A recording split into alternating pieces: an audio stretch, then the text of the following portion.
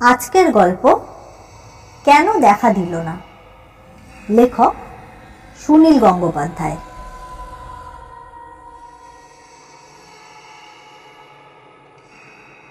আমার বন্ধু শঙ্করকে গুয়াহাটি যেতে হয়েছিল অফিসের কাজে। আমিও তখন যাচ্ছিলাম দিল্লি হয়ে সেই রাজস্থান। দুজনে সম্পূর্ণ দুদিকে যাব। দমদম এয়ারপোর্টে বসে গল্প করলাম খানিকক্ষণ। আমার প্লেন ছিল 5:30টায় আর শঙ্করের প্লেন ছিল 6:30টায়। শঙ্কর বলল, তুই রাজস্থানে ঘুরবি শুনে আমার কিন্তু ভীষণ লোভ হচ্ছে। অফিসের কাজ না থাকলে আমি তোর সাথেই চলে যেতাম। আমি বললাম, আমারও তো ওই দিকটা ট্রেনের টিকিট কাটা হয়ে গেছে, না হলে দিল্লির বদলে হয়তো আমিও ঘুরে আসতাম গুয়াহাটি। প্লেনে ওঠার জন্য আমারই আগে ডাক পড়ল। শঙ্কর জিজ্ঞেস করল, আচ্ছা তুই কবে ফিরবি? আমি বললাম, ওই ধরে নে 20 তারিখ শনিবার সকালে। শঙ্কর বলল, ও আচ্ছা ঠিক আছে, আমি ফিরে আসবো তার অনেক আগেই। তাহলে ওই 20 তারিখ ফিরে তুই আমার বাড়িতে চলে আসিস। সেদিন তোর থেকে যেরকম বেরোবার গল্প শুনবো আর রাত্রিরে জমিয়ে একসাথে খাওয়া দাওয়াও করবো। আমি বললাম, ঠিক আছে, তবে সেই কথাই কিন্তু রইল। আমি চলে গেলাম প্লেনের দিকে। তারপর দিল্লি ছুঁয়ে রাজস্থানে ঘোরাঘুরি করলাম বেশ কয়েকদিন। ইচ্ছে মতো এক এক জায়গায় থেকেছি। কোথায় কখন কোন হোটেলে উঠেছি তা আমার বাড়ির কেউ জানতো না। আসলে বাড়িতে জানানো সেরকম দরকার বলে মনে করিনি। ফিরে এলাম ঠিক 20 তারিখেই। আরও কয়েকদিন থেকে যাওয়ার ইচ্ছে ছিল, কিন্তু আজকাল তো আর ট্রেনের টিকিট অত সহজে পাওয়া যায় না, তাই আর হলো না। বাড়ি ফিরে সবে সিঁড়ি দিয়ে উঠছি। দোতলার মুখে দাঁড়িয়ে আছে আমার ছোট ভাই। আমাকে দেখেই তার মুখখানা কেমন জানি ছাই রঙের হয়ে গেল। সে বলল, দাদা তুই খবরটা শুনেছিস? আমি জিজ্ঞেস করলাম, খবর? কি খবর? তুই শঙ্করদার খবর এখনো জানিস না? শঙ্করের খবর? কি হয়েছে শঙ্করের? এবার আমার ছোট ভাই চুপ করে গেল। আমি দৌড়ে ওপরে এসে তাকে ঝাঁকিয়ে দিয়ে বললাম, কি হয়েছে? কিছু বলছিস না কেন? না মানে শঙ্করদা না আর নেই। কয়েক মুহূর্তের জন্য যেন আমার জ্ঞান চলে গিয়েছিল, মাথায় কিছুই ঢুকছিল না। তারপর আমি চিৎকার করে বললাম, মিথ্যে কথা, হতেই পারে না। এই তো সেদিন দেখা হলো শঙ্করের সাথে। আমি বিদায় নেওয়ার সময় সে আমার হাত জড়িয়ে ধরে বলল 20 তারিখে দেখা হবে। আমার চেয়েও শঙ্করের স্বাস্থ্য অনেক বেশি ভালো, সুন্দর চেহারা। সে কি করে হঠাৎ মরে যাবে? দাদা বিশ্বাস কর, শঙ্কর সত্যিই নেই। গুয়াহাটিতে গিয়ে তার হার্ট অ্যাটাক হয়েছিল। কোনো চিকিৎসার কিন্তু সুযোগ সে পায়নি। অন্যান্য বন্ধু বান্ধবরা কেউ কিন্তু শঙ্করের মৃতদেহ দেখেনি। খবর পাওয়া গিয়েছিল প্রায় 1 দিন পরে, কারণ টেলিফোনের লাইন পাওয়া যাচ্ছিল না তখন। প্লেনে ফিরিয়ে আনার অনেক ঝামেলা। শঙ্করের মামা গুয়াহাটি চলে গেছিলেন এবং সেখানে তিনি পোড়াবার ব্যবস্থা করেছিলেন। আমি খবরটা শুনে সিঁড়ির ওপরেই বসে পড়লাম। আমার চোখ দিয়ে টপ টপ করে জল গড়াতে লাগলো। শঙ্কর আমার খুব ঘনিষ্ঠ বন্ধু, তার সঙ্গে আর কোনোদিনই আর দেখা হবে না। আজ 20 তারিখ শনিবার। আজ সে আমাকে নেমন্তন্ন করে রেখেছিল তার বাড়িতে। তার বাড়িতেই খাওয়া দাওয়ার কথা ছিল। এসবের পরে আমি শঙ্করের মায়ের সামনে দাঁড়াবো কি করে? শঙ্করের মৃত্যুর পরেও তার চিঠি আসতে লাগলো। ও খুব চিঠি লিখতে ভালোবাসত। পোস্ট কার্ডে ছোট ছোট চিঠি লিখত অনেককে। সেই সব চিঠি এসে পৌঁছাতে লাগলো অনেক পরে। সেই সব চিঠি দেখলেই বুকটা ধক ধক করে উঠত। মনে হতো মানুষটা যেন এখনো বেঁচে আছে। এয়ারপোর্টে শেষ দেখা শঙ্করের সেই চেহারা এখনো আমার চোখে ভেসে ওঠে। তার কথাগুলো স্পষ্ট যেন আমি কানে শুনতে পাই। আমি ফিরে আসবো তার অনেক আগে। তাহলে ওই 20 তারিখ ফিরে তুই আমার বাড়িতে চলে আসিস। তারপর কেটে গেল প্রায় 3 মাস। শঙ্করের বাড়ির বৈঠকখানায় আমাদের বন্ধুদের একটা আড্ডা ছিল। এখন আর সেখানে কেউ সেরকম যায় না, তবুও প্রায় শঙ্করের কথা মনে পড়ে। আমি আবার একটা নেমন্তন্ন পেলাম মানুষের জঙ্গল ঘুরে দেখার। জঙ্গল কিন্তু আমার ভীষণ প্রিয়, ডাক পেলেই ছুটে যাই। আর মানস ফরেস্ট তো অতি বিখ্যাত। থাকার ব্যবস্থা জঙ্গলের মধ্যেই, ডাক বাংলোতে। 3 দিন ধরে সেই জঙ্গলে প্রচুর ঘোরাঘুরি করার পর একজন অসমিয়া বন্ধু আমাকে তার জিপ গাড়িতে করে পৌঁছে দিয়ে গেল গুয়াহাটির সার্কিট হাউসে। সেখানে আমার নামে একটা ঘর বুক করা আছে। কি একটা যেন কারণে অসমের সব সরকারি অফিসে স্ট্রাইক চলছে, তাই সার্কিট হাউসে কোনোই খাবার পাওয়া যাবে না।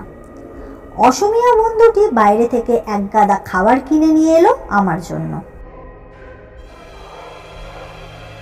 কিছুক্ষণ গল্প করার পর সেও বিদায় নিল। রাত তখন প্রায় 10:30। সারাদিন জিপ গাড়িতে চেপে এসেছি বলে ধুলোয় গা একেবারে চিটচিটে হয়ে গেছে, তাই আমি স্নান সেরে নিলাম ভালো করে। তারপর এসে খেতে বসলাম। আজ আর ডাকলে বেয়ারাদেরও পাওয়া যাবে না। প্লেট, চামচ কিংবা 1 গ্লাস জলও কেউ দিয়ে যাবে না, সবাই ছুটি নিয়েছে। সার্কিট হাউসের আর কোনো ঘরেই লোক নেই। এত বড় সার্কিট হাউসটা একেবারে নিস্তব্ধ। আমি একা থাকতে ভালোবাসি। হাতে একটা বই খুলে নিয়ে একা একা খাওয়াটাও পছন্দ করি।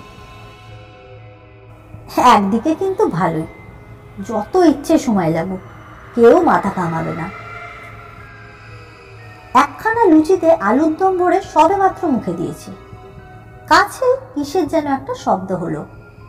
মুখে তুলতেই মনে হলো কে যেন জানলার পাশ দিয়ে চট করে সরে গেল। আমি ভুরু কুচকে জিজ্ঞেস করলাম, কে কে ওখানে? কেউ কোনো কিন্তু উত্তর দিল না। যতদূর জানি আজ সার্কিট হাউসে কোনোই লোক নেই। তাহলে কে দাঁড়িয়েছিল? কেউ থাকলেও লুকিয়ে কেন পড়বে? এই রে, চোর টোর নয় তো? দরজা খুলে বাইরে উকি দিয়ে দেখলাম, না তো, কেউই নেই। তাহলে হয়তো আমারই ভুল হয়েছে। জানলার পর্দাটা উঠছে, সেই জন্যই হয়তো ভুল হয়েছে। ফিরে এসে বইটা তুলে নিয়ে খাওয়া শুরু করতেই আবার কিরম ঠকাস করে জানলায় একটা পাল্লা বন্ধ হয়ে গেল। এবার যেন স্পষ্ট দেখতে পেলাম জানলার পাশ দিয়ে সরে গেল একটা মুখ। আবারও ধমকের সুরে আমি চেঁচিয়ে উঠলাম, কে কে ওখানে? আবারও কোনো উত্তর নেই। চোখে আমি এতই কি ভুল দেখছি? উঠে গিয়ে আবার দরজা খুলে দেখলাম কেউ কোথাও নেই। অন্য সব দরজায় তালা লাগানো, মাঝখানে লম্বা একটা বারান্দা। চোর যদি হয় সে জানলার কাছে দাঁড়িয়ে শব্দ কেন করবে? কেউ কি আমার সঙ্গে লুকোচুরি খেলছে? এই লুকোচুরি কথাটা মনে আসতেই আমার মনে পড়ে গেল শঙ্করের কথা। শঙ্কর এই গুয়াহাটিতে এসেই মারা গেছে। শঙ্করের বড় মামা ছাড়া আর আমাদের চেনাশোনা কেউই শঙ্করের মৃতদেহ দেখেনি। মামা ভাগ্নে মিলে কোনো ষড়যন্ত্র করেনি তো? কোনো কারণে কি শঙ্কর গুয়াহাটিতে লুকিয়ে থেকে নিজের মৃত্যু সংবাদ রটিয়ে দিয়েছে? কিন্তু শঙ্করের ছোট ভাই আর বোনকে আমি কি দারুণ কাঁদতে দেখেছি। শঙ্করের মা শোকে দুঃখে যেন পাথর হয়ে গিয়েছিলেন। মায়ের কাছে কি কেউ ছেলের নামে এমন মিথ্যে কথা বলতে পারে? শঙ্করের বড় মামাও খুব গম্ভীর ধরনের মানুষ। তিনি এ ধরনের নির্মম রসিকতা কোনোভাবেই করতে পারে না। না, শঙ্কর বেঁচে থাকতে পারে না। আবার আমি খাওয়া শুরু করলাম। এবার ঘরের মধ্যে একটা দমকা হাওয়া ঢুকে এলো। ঘরের একদিকের দেয়ালে একটা জঙ্গলের ছবি, আর একদিকের দেয়ালে একটা ক্যালেন্ডার। হাওয়ায় ক্যালেন্ডার খুলে পড়ে গেল মাটিতে। আমি ক্যালেন্ডারটা তুলবার জন্য উঠে গিয়েও ভাবলাম থাক, খাওয়ার পর তুললেই হবে। তখনই মনে পড়ল, আরে আজকের দিনটাও তো শনিবার, আর এই মাসের 20 তারিখ। সঙ্গে সঙ্গে আমার শরীরে যেন একটা শিহরণ বয়ে গেল। আমি চিৎকার করে বলে উঠলাম, শঙ্কর, শঙ্কর, তুই কি লুকিয়ে আছিস? আমার সামনে চলে আয়, আমাকে সব কথা বল। কিন্তু কোনো সাড়া শব্দ পাওয়া গেল না। 3 মাস আগেকার এক 20 তারিখ শনিবারে শঙ্করের সঙ্গে আমার খাওয়া দাওয়ার কথা হয়েছিল। আজও সেই রকম একটা দিন, কিন্তু শঙ্কর নেই। আজ কি আর একা একা খেতে পারি? খাবার সরিয়ে রেখে আমি বাথরুমে গিয়ে হাতটা ধুয়ে ফেললাম। শঙ্করের জন্য বুকটা যেন কেমন হু হু করে উঠল। বাথরুমের জানলা দিয়ে বাইরেটা দেখলাম, একেবারেই অন্ধকারে ঘুটঘুট করছে। পাশে বিশাল একটা ব্রহ্মপুত্র নদী। জলের গন্ধ পাওয়া যাচ্ছে, কিন্তু নদীটা দেখা যাচ্ছে না। বাথরুম থেকে বেরিয়েই দেখি ঝড়ের মতো হাওয়া জানলার পর্দাকে উথাল পাথাল করছে। এই ঘরের সব দরজা জানলায় বড় বড় ভারী ভারী পর্দা। এমন পর্দা যার আড়ালে কোনো মানুষ লুকিয়ে থাকতে পারে। একবারে ফাঁকা সার্কিট হাউস, চোর ডাকাত ঢুকে পড়া অসম্ভব নয়। আমার কাছে টাকা পয়সা প্রায় সেরম কিছুই নেই, কিন্তু চোর ডাকাতরা তো জানবে না যে আমার কাছে কিছু নেই, সুতরাং তারা আসতেই পারে। আমি আবার সব কটা পর্দা সরিয়ে সরিয়ে দেখলাম। দরজায় লাগালাম খিল আর ছিটকিনি। কাঁচের জানলাগুলোতে শক্ত গ্রিল লাগানো আছে, তাই সেরম কেউ ঢুকতে পারবে না। বইটা পড়ার চেষ্টা করতেই ঝড়ের হাওয়ায় একটা জানলার পর্দা খুব উঠতে লাগলো। কাঁচের পাল্লাটা তো বন্ধ করেছিলাম, খুলে গেল কি করে? আমি আবারও উঠে গিয়ে পরীক্ষা করে দেখলাম। ছিটকিনিটা একটু আলগা মতো, হাওয়ার ধাক্কায় নিজে নিজেই খুলে গেছে। হাওয়াও আসছে দারুণ জোরে। অন্য একটা জানলার পর্দা সরিয়ে দেখলাম তার দুটো পাল্লাই খোলা, একটা বোধহয় বন্ধ করিনি। এই প্রথম আমি ভয় পেলাম। একই দিকে দুটো জানলা, দুটোই নদীর দিকে, কিন্তু একটা জানলার পর্দা দমকা হাওয়ায় উঠছিল, আর অন্য জানলার পর্দাটা একটুও নড়েনি। কিন্তু বুঝে উঠতে পারলাম না যে হচ্ছেটা কি, কারণ একই দিকের দুটো জানলাই খোলা, দুটো জানলা দিয়েই তো সমান হাওয়া আসার কথা। বাইরে কিছুই দেখা যায় না। এমন হতে পারে অন্য জানলাটার কাছে কোনো বড় গাছ আছে, কিংবা কোনো দেয়াল টেরাল আছে, তাই হয়তো হাওয়াটা বাধা পাচ্ছে। এছাড়া আর তো সেরকম কোনো কারণ আমি খুঁজে পেলাম না। এইসব কথা ভাবলেও সত্যি কথা বলছি, আমার বেশ ভয় লাগছিল তখন। এখন আর বই পড়া যাবে না। দুটো জানলা ভালো করে ছিটকিনি এঁটে আলো নিভিয়ে শুয়ে পড়লাম আমি। একটু পরেই আবার যেন মনে হলো জানলায় কেউ যেন ঠকঠক করছে। আমি মনে মনে বলতে লাগলাম, না, কেউ না, কেউ না, ওটা ঝড়ের শব্দ, বাতাসের ধাক্কা, তাছাড়া আর কিছুই নয়। হঠাৎ প্রচন্ড একটা ধাক্কায় প্রথম জানলাটার পাল্লা খুলে গেল হাট করে।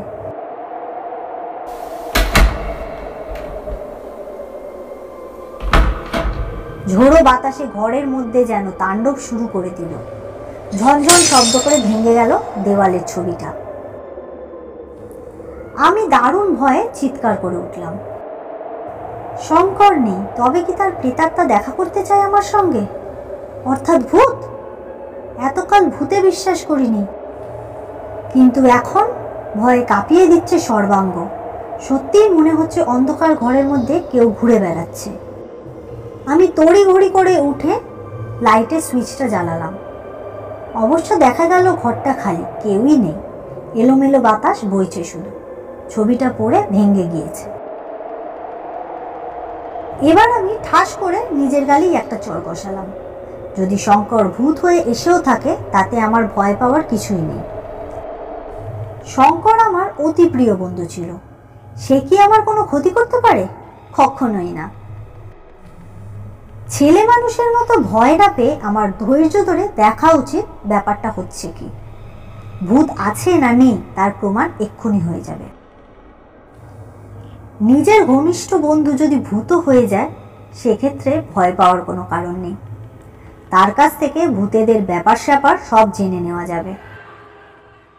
নিজেকে চড় মারার ফলে অনেকটাই স্বাভাবিক অবস্থা ফিরে পেলাম। খুলে দিলাম দুটো জানলার পর্দা, আসুক হাওয়া। আর যদি কেউ আসতে চায় সেও আসুক। বিছানা ছেড়ে চেয়ারে বসলাম বইটা নিয়ে। জোরে বললাম, শঙ্কর আয়, দেখা দে। কিংবা যদি কিছু বলতে চাস বলে যা, আমি ভয় পাবো না। সত্যি বলছি, তোর যেরকমই চেহারা হোক আমি ভয় পাবো না। আয় শঙ্কর আয়, তোর সঙ্গে আমার অনেক গল্প করা বাকি আছে। তারপর মাঝে মাঝেই বই পড়া আর মাঝে মাঝে জানলার দিকে তাকানো, এইভাবেই কেটে গেল সারাটা রাত চেয়ারে বসে। কিন্তু কেউ এলো না, কেউ কিছু বললও না। শঙ্কর কিন্তু দেখা দিল না।